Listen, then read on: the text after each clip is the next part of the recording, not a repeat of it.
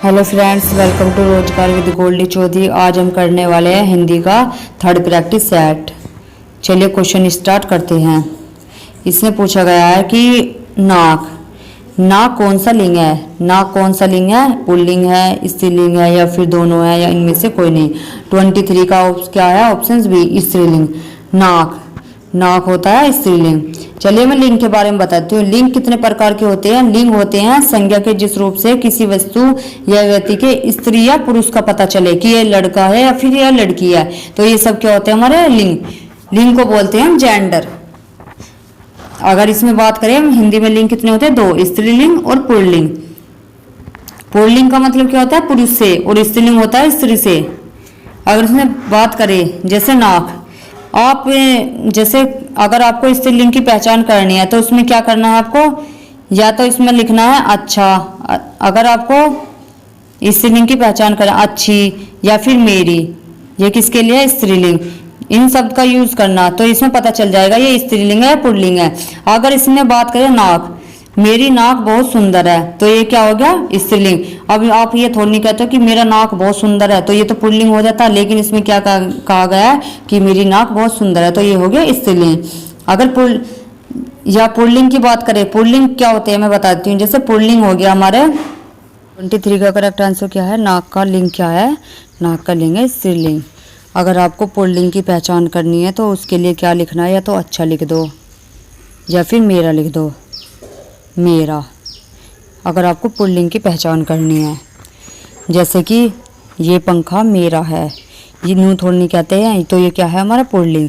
अगर मैं कहने लगूँ कि ये पंखा मेरी है, तो ये क्या, ये स्त्रीलिंग में थोड़ा ना, ये है पुल्लिंग, यानी कि पंखा क्या आएगा हमारा पुल्लिंग में।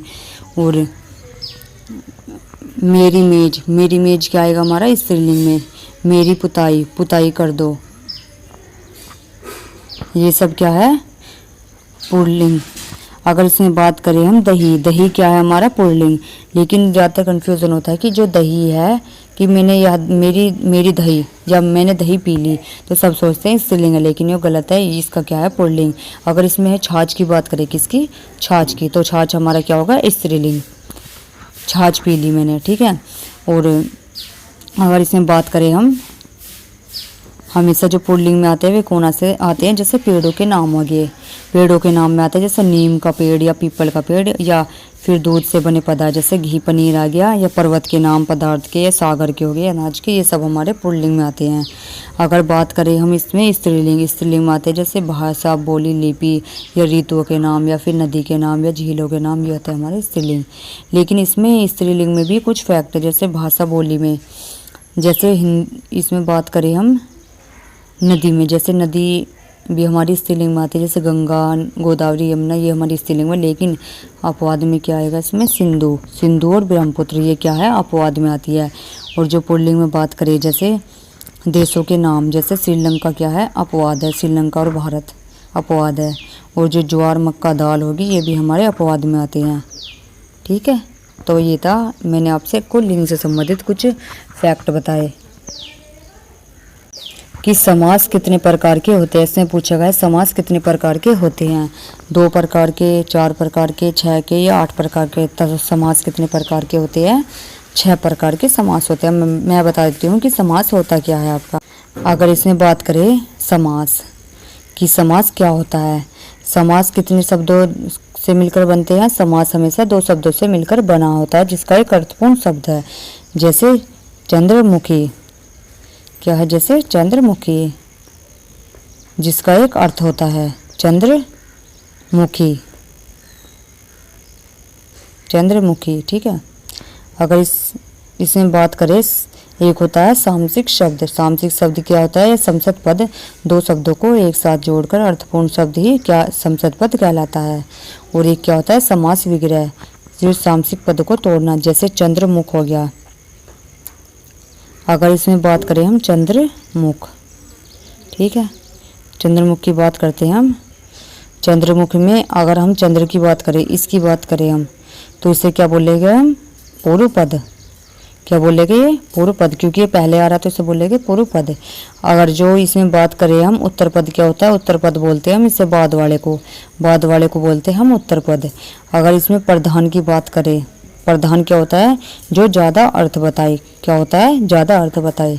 जैसे मुख, मुख इसमें सबसे ज़्यादा अर्थ बता रहा है कि चंद्र का मुख, चंद्र जो है मुख के समान है, तो चंद्र की तुलना की जा रही है किससे? मुँह से की जा रही है।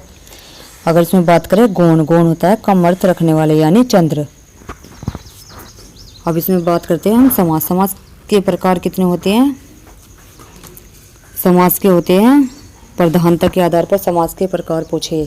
अगर वो पूछे कि समास के प्रधानता के आधार पर तो 4 प्रकार, अगर लेकिन वैसे पूछे कि समास कितने प्रकार के होते हैं तो 6 प्रकार के होते हैं। अगर मैं बात करूँ इसमें बता देती हूँ आपको समास के प्रकार। जैसे अव्ययी भाव समास हो गया, अव्ययी भाव तत्पुरुष, द्वंद्व समास, बहुव्रीहि, कर्मधारय और द्विगु समास। तो ये थे समास के प्रकार 6। अगर इसमें बात करें हम अव्ययी भाव समास, इसमें क्या होता है? इसमें पूर्व पद प्रधान होगा। अव्ययी भाव में कौन सा पद प्रधान होगा? अव्ययी भाव समास में होगा, यानी कि अव्ययी भाव में होगा अव्ययी भाव। मैं शॉर्ट करने के लिए लिख देती हूँ। अव्ययी भाव में पूर्व पद प्रधान होगा। कौन सा? पूर्व पद प्रधान, जो मैंने आपको चंद्रमुख में बताया था कि चंद्र क्या है? हमारा पूर्व पद जो पहले आता है। अगर तत्पुरुष की बात करें, तत्पुरुष का होता है तत्पुरुष, तत्पुरुष का होता है उत्तर पद। उत्तर पद क्या बताया था मैंने आपको? उत्तर पद होता है जो बाद का हो। अगर इसमें बात करें द्वंद्व, द्वंद्व में दोनों पद प्रधान होते हैं। और बहुव्रीहि समास होता है दोनों पद अप्रधान, यानी बहुव्रीहि होता है तीसरे का अर्थ बताता हो। तत्पुरुष भी दो, तत्पुरुष में भी 2 आते हैं, जैसे कर्मधारय समास और द्विगु समास। कर्मधारय में भी उत्तर पद प्रधान होता है और द्विगु में भी क्या होता है? उत्तर पद प्रधान। अगर अव्ययी भाव समास की बात करें, अव्ययी भाव समास में कौन कौन से आएंगे हमारे? जैसे उपसर्ग से बने हो कोई शब्द, जैसे प्रति, प्रति हमारा उपसर्ग है तो इसमें लगा देंगे प्रतिदिन, तो क्या होगा? हमारा उपसर्ग से बनेगा। तो ये क्या है? हमारे अव्ययी भाव समास से संबंधित। या प्रथम पद प्रधान हो या पूर्व पद छोटा परंतु ज़्यादा अर्थ वाला हो। समान अर्थ, जो समान अर्थ वाले हैं 2 शब्द एक साथ आए, जैसे रातों रात आ गया, हाथों हाथ आ गया, दिनों दिन आ गया, ये क्या है? अव्ययी भाव समास। दीर्घों की सिर्फ एक ही पहचान है, दीर्घो है में जो है दीर्घों में संख्यावाचक आता है, यानी कि संख्या बताता है। जैसे तिराहा, तिराहा आता है 3 राहों वाला, 3 राहों जिसमें 3 आ जाए या 4 आ जाए, 5 आ जाए, यानी पंचवटी। पंचवटी क्या? पंचवटी में बता रहा है कि 5 के बारे में, 5। तो जितने भी हमारे ये आ जाए, सप्ताह आ जाए, सप्ताह का मतलब होता है 7 दिनों का समूह, तो इसे बोलते हैं जिसमें 7 आ जाए, 3 आ जाए, 2 आ जाए, ये हमारे द्विगु में आते हैं, द्विगु में सॉरी। अगर द्वंद्व की बात करें, द्वंद्व में होते हैं कि जब दोनों पद प्रधान हो, जैसे माता पिता, भाई बहन हो गया, या सुख दुख हो गया, रोटी सब्जी आ गया, अपना पराया, ये सब क्या होते हैं? द्वंद्व, यानी कि जिनके बीच में एक द्वंद्व समास की पहचान है कि इनके बीच में क्या लगेगा? योजक चिन्ह, यानी योजक चिन्ह होता है हमारा ये वाला। ठीक है। अगर इसमें बात करें, और ज़्यादातर ये हमेशा एक साथ बोले जाते हैं, जैसे चाचा चाची हो गए, ये भी हमारा क्या है? द्वंद्व समास। अगर कर्मधारय की बात करें, कर्मधारय क्या होते हैं? वे जिनका उत्तर पद प्रधान होता है, उत्तर पद होता है बाद वाला, और जो पहले पद है दूसरे पद की विशेषता बताए। जैसे नीलकमल, नीलकमल में क्या है? नील है हमारा विशेषण, नीला कमल, तो कमल है विशेष्य, तो ये विशेषता बता रहा है। तो ये सब हमारे किस में आएंगे? कर्मधारय में। या नीलकंठ हो गया नीला, या नीला हो गया हमारे विशेषण, कंठ वाला हो गया विशेष्य, जो विशेषता बताइए। ये सब क्या है? हमारे कर्मधारय में। कर्मधारय में जैसे परमानंद, ये सब किस में आएंगे? कर्मधारय। बहुव्रीहि होता है जैसे किसी तीसरे के बारे में बताए, जैसे चंद्रशेखर, चंद्र है शिखर जिसके कौन है? शिव जी। अगर गजानन, गजानन किसको बोलते हैं हम? हाथी के समान मुख वाला कौन है? गणेश जी, तो इसे बोलते हैं हम बहुव्रीहि समास। अगर तत्पुरुष की बात करें, तत्पुरुष क्या होते हैं? तत्पुरुष में सिर्फ एक ही पहचान है कि दूसरा पद प्रधान होता है, विग्रह करने पर विभक्ति चिन्ह।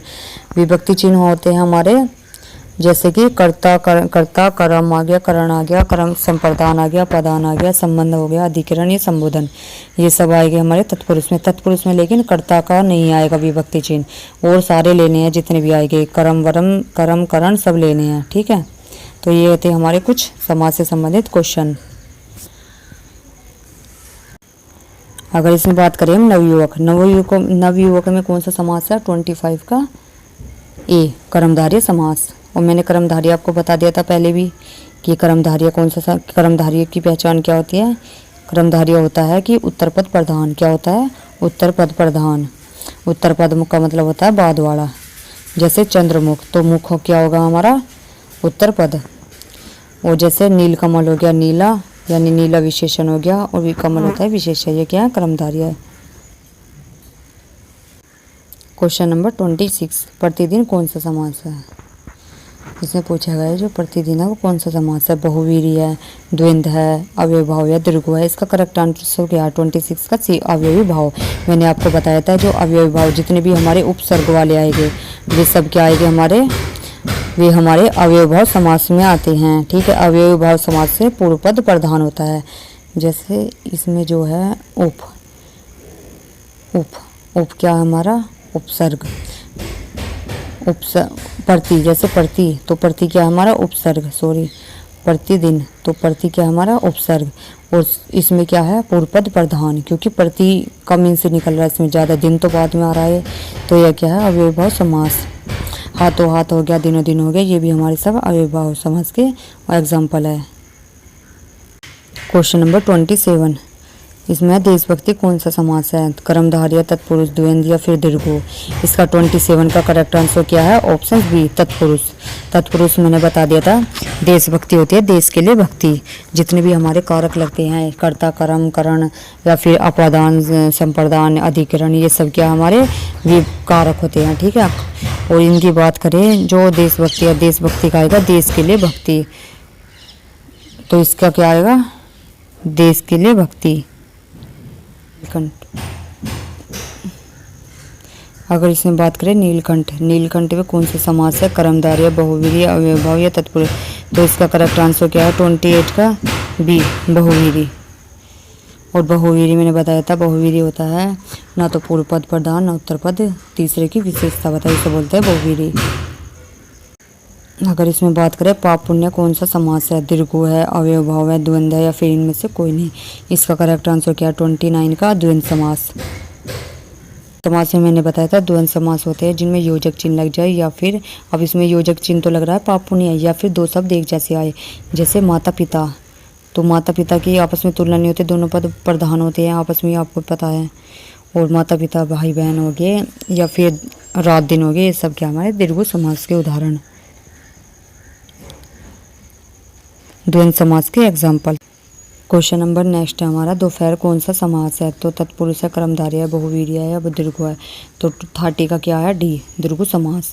अब मैं बताती हूँ दीर्घ समास क्या होते हैं। दीर्घ समास दोपहर यानी कि दोपहर का जितने भी संख्यावाचक आते हैं वे सब क्या होते हैं? हमारे दीर्घ समास के उदाहरण हैं। मैंने पहले बताया था आपको, यानी कि जिसमें उत्तर पद प्रधान हो, और पहला पद क्या होता है? संख्यावाची यानी कि संख्यावाचक, यानी कि जो संख्या के बारे में बताता है। दोपहर है, इसमें क्या बता रहा है? दो के बारे में बता रहा है कि दो, यानी कि ये क्या हो गया हमारा? दीर्घ समास। या फिर अगर इसमें बात करें हम पंचवटी या दशानन, दशानन होता है 10 भुजाओं वाला दशानन। ठीक है, तो 10 बता रहा है संख्या के बारे में, जितनी भी संख्याओं के बारे में बताइए, ये सब क्या आते हैं हमें? दीर्घ समास के एग्जाम। तो चलिए आज के लिए इतना ही था, और अगर वीडियो आपको अच्छी लगे तो वीडियो को लाइक, शेयर और सब्सक्राइब जरूर कर देना। Thank you.